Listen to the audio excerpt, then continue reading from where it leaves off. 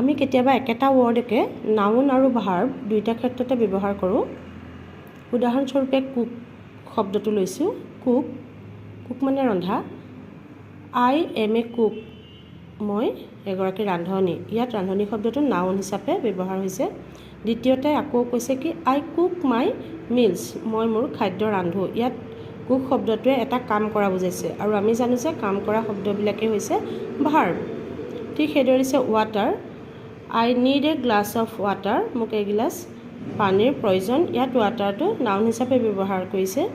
দ্বিতীয়তে কৈছে কি আই ৱাটাৰ মাই গাৰ্ডেন, মই মোৰ বাগিচাত পানী দিওঁ।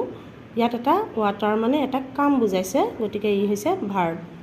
ঠিক সেইদৰে দিছে book, please book our tickets, ইয়াত বুকটো এটা কাম কৰা বুজাইছে, টিকেট বুক কৰাৰ ক্ষেত্ৰত ব্যৱহাৰ হৈছে, সেইকাৰণে এইটো হৈছে ভাৰ্ব। আকৌ কৈছে আই হেভ ৰিড দ্য বুক, ইয়াত বুকটো এটা নাউন হিচাপে ব্যৱহাৰ হৈছে।